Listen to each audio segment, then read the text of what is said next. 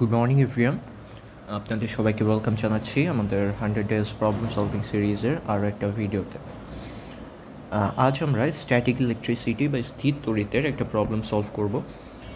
প্রবলেমটা আমি কিছু দূর আগায় রাখছি যাতে আমার বেশি কিছু লেখা না লাগে প্রবলেম রিলেটেড। সো আমরা প্রথমে এটা একটু এক্সপ্লেইন করি যে আমাদের প্রবলেমটা কী বলতেছে।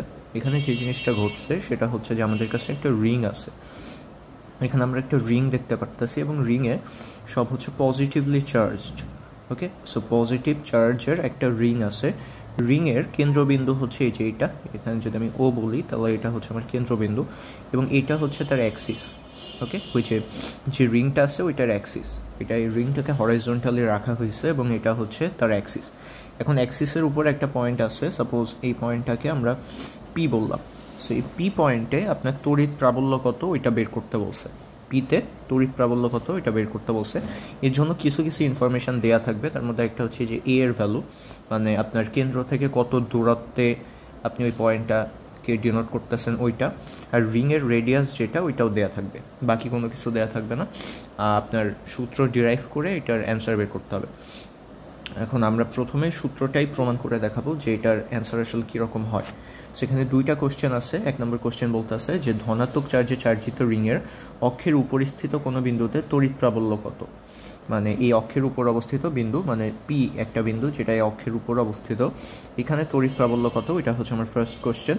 আর সেকেন্ড কোশ্চেনে আমরা আসবো, সেটা বলতেছে এ এর কোন মানের জন্য তড়িৎ প্রাবল্য সর্বোচ্চ হবে। মানে বিষয়টা হচ্ছে কি যে এ এর ভ্যালু বাড়া কিংবা কমার সাথে ইলেকট্রিক ফিল্ড বা ই এর একটা রিলেশন আছে। ই এর একটা রিলেশন আছে এ এর সাথে। সো এ এর ভ্যালুর একটা সিগনিফিকেন্ট ভ্যালুয়ের জন্য, মানে এ এর একটা নির্দিষ্ট ভ্যালুর জন্য ই ম্যাক্সিমাম হয়। ওকে, ই এর ভ্যালু ম্যাক্সিমাম হয়। সো ওই এ এর ভ্যালু কত হবে ওইটা আমাদের বের করতে হবে। সো আমরা এক এক করে আসি। আমরা প্রথমে কোশ্চেন নম্বর 1-এর সলিউশনের দিকে যাই, যে এখানে পি পয়েন্টে তড়িৎ প্রাবল্য কত হবে সেটা। এখন আপনি যদি এটাকে 3 ডাইমেনশনালে ভিজুয়ালাইজ করতে পারেন, আই হোপ আমি ওটা দেখাইতে পারতাম, বাট আপনি যদি ভিজুয়ালাইজ করতে পারেন তাহলে বুঝতে পারবেন যে এই রিংয়ের উপরে যে পয়েন্টটা আছে, লাইক এই পয়েন্টটা যেটা আছে মাথার উপর, এই পয়েন্ট থেকে একটা বিকর্ষণ বল বা রিপালশন ফোর্স এইদিকে কাজ করবে, কারণ এখানে আমরা 1 কুলম্বের টেস্ট চার্জ রাখছি। সো এই দিক থেকে একটা বিকর্ষণ বল কাজ করবে এবং এইটা এদিকে বিকর্ষণ দিবে। তেমনইভাবে এর exact opposite, equal and exact অপোজিটে যে পয়েন্টটা আছে ওইটার থেকেও একটা বিকর্ষণ বল আসবে এবং এটাও কি একদম সেম একটা বিকর্ষণ বল দিবে। সো এই অ্যাঙ্গেলটা যদি থিটা হয়, মানে আমাদের অ্যাক্সিসের সাথে এই লাইনটা যদি থিটা অ্যাঙ্গেল ক্রিয়েট করে, তাহলে অবভিয়াসলি এর নিচের যে পয়েন্টটা আছে ওইটা অ্যাক্সিসের সাথে থিটা অ্যাঙ্গেল ক্রিয়েট করবে। এটাও কত অ্যাঙ্গেল ক্রিয়েট করবে? থিটা অ্যাঙ্গেল ক্রিয়েট করবে। আচ্ছা, ভালো কথা। তাইলে এই সকল ক্ষেত্রে যেগুলাই আমাদের একটা কন্টিনিউয়াস বডি থাকে, এটা কি আমাদের একটা continuous body. So continuous body যদি হয়, মানে ইউনিফর্ম চার্জ ডিস্ট্রিবিউশন হয়, তাইলে সেক্ষেত্রে আমাদের যে কাজ করতে হয়, আমাদের ইন্টিগ্রেট করতে হয়। আমরা অনেকে জেনে থাকবো যে এটা ইন্টিগ্রেট করতে হবে। এখন ইন্টিগ্রেট করার জন্য আমি যে কাজ করবো, আমি সবার উপরে এখানে একটা স্ট্রিপ কাটবো। স্ট্রিপ বলতে একটা ছোট অংশ কাটবো এবং আমি বলবো যে এই ছোট্ট অংশে চার্জ আছে হচ্ছে ডিকিউ, রাইট? কেননা এই পুরা রিংয়ে যদি কিউ চার্জ থাকে, তাহলে ছোট্ট অংশে চার্জ আছে ডিকিউ। এবং আপনারা এটার সাথে পরিচিত কিনা জানি না, সেটা হচ্ছে লিনিয়ার চার্জ ডিস্ট্রিবিউশন বা ল্যামডা। এটাকে আমরা বলি হচ্ছে লিনিয়ার চার্জ ডিস্ট্রিবিউশন।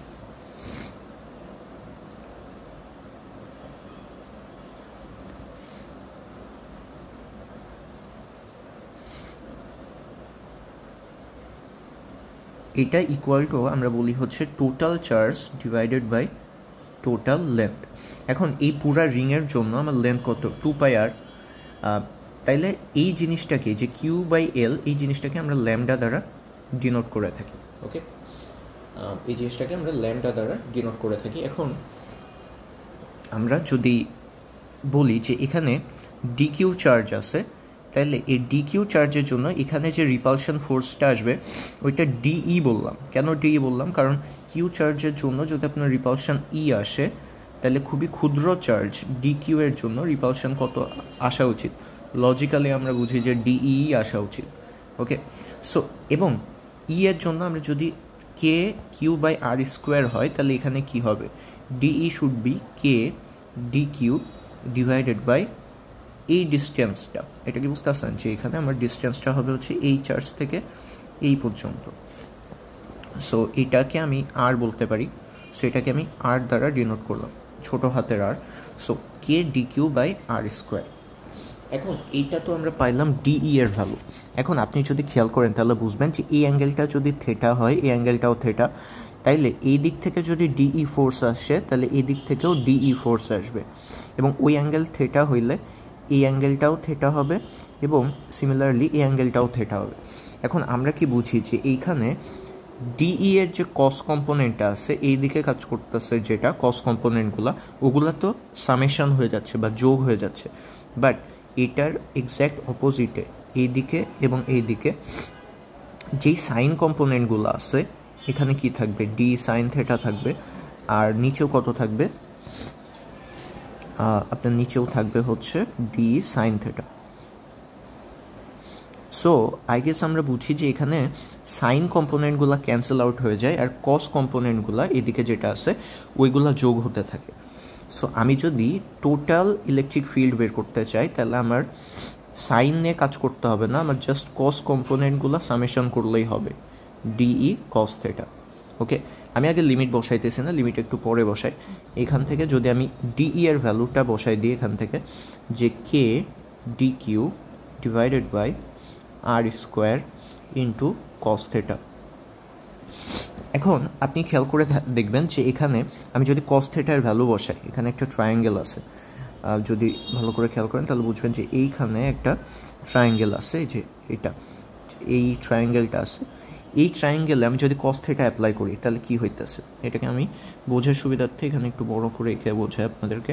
এখানে এই অ্যাঙ্গেলটা যদি আপনার থেটা হয়, এটা যদি এ হয়, এটা যদি আর হয়, তাই আর এটা যদি স্মল আর হয়, তাইলে এখানে cos theta is equal to কী হবে, cos theta is equal to a by r হবে, রাইট? সো এই ভ্যালুটা যদি আমি এখানে বসাই, k d q by r into r square into a by r. এখন আপনি খেয়াল করে দেখেন, আপনি যতই অ্যাঙ্গেল ঘোরান না কেন, এখানে আপনি যতই অ্যাঙ্গেল ঘোরান না কেন আর এর ভ্যালু চেঞ্জ হয় না। এখানেও আর ছিল, নিচেও কত আরই, কারণ এই ডিস্টেন্সটা এখনও আর আছে, এইটা এ আছে। সো এই আর কখনো চেঞ্জ হচ্ছে না, আমি অ্যাঙ্গেল চেঞ্জ করতেছি বাট এই আর চেঞ্জ হচ্ছে না। So this is a constant. এখন যেগুলো কনস্ট্যান্ট ওগুলো আমরা জানি যে ইন্টিগ্রাল অপারেটর থেকে বাইরে বের হয়ে আসতে পারে। তাহলে আমরা বললাম k a divided by r cube integration of d q. এখন আমরা সবাই জানি যে ডি কিউকে ইন্টিগ্রেশন করলে আমরা যেটা পাবো সেটা হচ্ছে কিউ, অ্যাবসলিউটলি, তাই না? কারণ এই ক্ষুদ্র চার্জগুলোকে যদি আমি একটা একটা করে যোগ করতে থাকি তাহলে যখন শেষ করব তখন তো আমি টোটাল চার্জটাই পাবো, ইজন্ট ইট? সো এখান থেকে আমরা যেটা অ্যান্সার পাইতেছি সেটা হচ্ছে k q a by r cube. এখন যেহেতু আমি আপনাকে প্রশ্নের প্রথমেই বলছি যে আপনার এই আরটা আমরা নিজে থেকে ধরে নিছি, এই ভ্যালুটা তো প্রশ্নে দেওয়া থাকবে না। এখন এইটাকে আমরা এ এবং আর এর টার্মে লিখতে পারি, সেটা কিভাবে? এখান থেকে আমরা যে অ্যান্সারটা পাবো সেটা হচ্ছে k q a divided by a square plus r স্কোয়ারের পাওয়ার 3/2। ওকে, এইটাই ছিল আমাদের অ্যান্সার, যেটা আমাদের ফার্স্ট প্রবলেমের সলিউশন।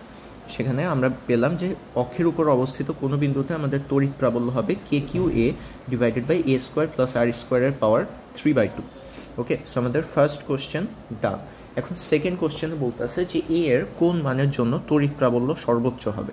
এখন আমি সেকেন্ডটা সলিউশনে যদি আসি, তাইলে আপনারা দেখেন যে আমরা যে সূত্রটা পাইলাম সেটা হচ্ছে E is equal to K q a divided by a square plus r স্কোয়ারের পাওয়ার 3/2, রাইট? এখন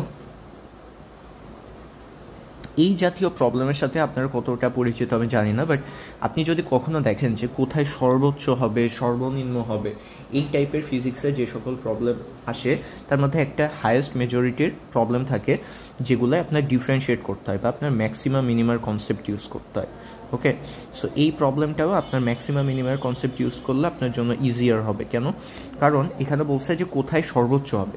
এখন আমরা জানি যে ওইটার জন্য আমরা ওই ভ্যারিয়েবলের রেসপেক্টে যখন ওইটাকে আমরা ডিফারেন্সিয়েট করি, এবার ফার্স্ট ডিফারেন্সিয়েট করে 0 দিই, ইকুয়াল টু 0 করি, সেখান থেকে আমরা ওই ভ্যারিয়েবলের যে ভ্যালুটা পাই ওইটাই হয় আমাদের ম্যাক্সিমাম বা মিনিমাম বা ক্রিটিক্যাল পয়েন্ট। ওকে, এখন দেখেন, যদি আমরা এইটুকু বুঝে থাকি তাহলে আমরা জানি যে এখানে আমরা ডিফারেন্সিয়েট করতে হবে। তাহলে এ যেহেতু আমাদের ভ্যারিয়েবল, আমি এ না রেখে এটাকে এক্স করে দিতে চাচ্ছি যাতে আমাদের একটু বুঝতে ইজি হয়। সো আমরা এখানে লিখলাম k q x divided by x square plus r স্কোয়ারের পাওয়ার 3/2। এখন আমরা জানি যে আমাদের ম্যাক্সিমামের জন্য এক্সের ভ্যালু বের করতে হবে। এখন আমাদের এক্সের ভ্যালু বের করতে হবে এবং তার জন্য আমাদের এক্সের সাপেক্ষে ইকে ডিফারেন্সিয়েট করতে হবে। কারণ আমরা ডিই ডিএক্স করার পরে ওইটাকে 0-র ইকুয়াল করব, তাইলে এইখান থেকে আমরা ম্যাক্সিমার কন্ডিশনটা পাবো। তাহলে সেটা করার জন্য এখানে দেখেন, আমি যদি ডিই ডিএক্স করতে চাই, এটা u/v ফরম্যাটে আছে, u/v ফরম্যাটে আছে, এই যে u/v ফরম্যাটে আছে। বাট আমি চাইতেছি, আপনি u/v এর সূত্র অ্যাপ্লাই করতে পারেন, বাট আমি uv করে নিতেছি। দেখেন কীভাবে, ওটার জন্য আমি করলাম কি, কে কিউ যেহেতু কনস্ট্যান্ট ওটাকে বাইরে রাখলাম, আর ddx of x times x square plus r স্কোয়ারের পাওয়ার -3/2, মানে নিচের থেকে উপরে নিয়ে গেছে, এই জন্য -3/2। এখন আমরা আবার লিখলাম যে dE dx is equal to K Q. এখন এখানে যদি আমি ইউভি এর ফর্মুলা অ্যাপ্লাই করি, তাহলে আপনি দেখেন ইউকে রেখে ভি এর ডিফারেন্সিয়েশন, তাহলে x into -3/2 into x square plus r স্কোয়ারের পাওয়ার -5/2 ইন্টু 2x, এবং প্লাস দিলাম, দেওয়ার পরে এরপরে আমি হচ্ছে এক্স স্কোয়ার প্লাস আর স্কোয়ারের পাওয়ার -3/2, মানে ভিকে যেমন রাখলাম, রেখে এক্সের ডিফারেন্সিয়েশন করলে 1, এটা আমি পাইছি। এখন as we know from maximum minimum concept যে আমার ম্যাক্সিমাম মিনিমার জন্য আমার যে কাজ করতে হবে, ডিই ডিএক্সকে 0-এর সমান দেখাইতে হবে। তাহলে এখান থেকে আমরা পেলাম ডিই ডিএক্স ইকুয়াল টু 0। যদি সেটা হয়ে থাকে তাহলে এখান থেকে আপনি দেখেন যে এখান থেকে আপনার 2 আর এই 2 আউট। তাহলে আমি যদি একবারে লিখি, এটা 3x square into x square plus r স্কোয়ারের power -5/2 should be equal to x square plus r স্কোয়ারের পাওয়ার -3/2। এখন এই জিনিসটাকে যদি আপনি এটার নিচে নিয়ে যান, তাহলে আপনি এরকম পাবেন যে 3x square is equal to x square plus r square.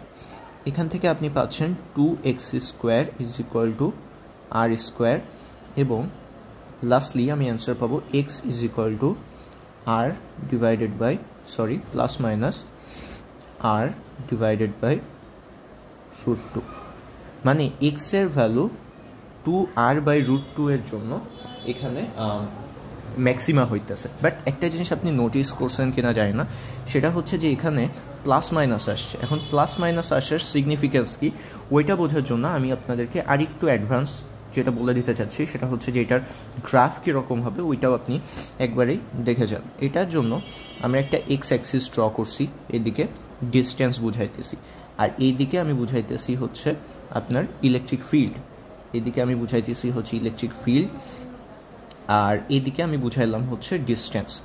এবং এইখানে যদি আমি বলি যে এটা হচ্ছে আমার রিং, এটা হচ্ছে যদি আমার রিং হয়, এবং এটা যদি রিংয়ের সেন্টার হয়,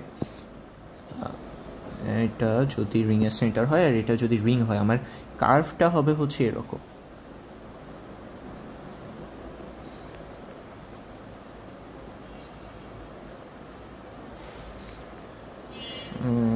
আই হোপ বুঝাইতে পারতেছি যে এরকম যাবে, আর এই দিক থেকে এসে এরকম যাবে। এটা কেন হচ্ছে, কারণ রিংয়ের ডান সাইডে যখন আপনি যাচ্ছেন তখন একবার ম্যাক্সিমাম হচ্ছে, ডান সাইডে যখন যাবেন তখন একবার ম্যাক্সিমাম হবে, সেটা হচ্ছে এক্স ইকুয়াল টু r/√2। আবার আপনি রিংয়ের বাম সাইডেও তো একবার ম্যাক্সিমাম হবে, সো এই পয়েন্টে এটা হচ্ছে এক্স ইকুয়াল টু -r/√2, এবং এই ভ্যালুটাই হচ্ছে আমাদের ওই ম্যাক্সিমাম ইম্যাক্স, এটাই হচ্ছে আমাদের সেই ইম্যাক্সের ভ্যালুটা। আচ্ছা, আমি একটু ফাস্ট গেছি বোধহয় এই দুইটা প্রবলেমের জন্য। আপনাদের যদি বুঝতে অসুবিধা হয় আপনি পজ করে তারপরে আবার দেখতে পারেন, বাট আমি পুরো জিনিসটা এক্সপ্লেইন করার ট্রাই করছি, এখানে এর থেকে জটিল আর কিছু নাই। সো আপনি যদি না বুঝে থাকেন তাহলে আরেকবার রিওয়াইন্ড করে দেখে নিতে পারেন। আর এতক্ষণ আমাদের সাথে থাকার জন্য অসংখ্য ধন্যবাদ। আল্লাহ হাফেজ।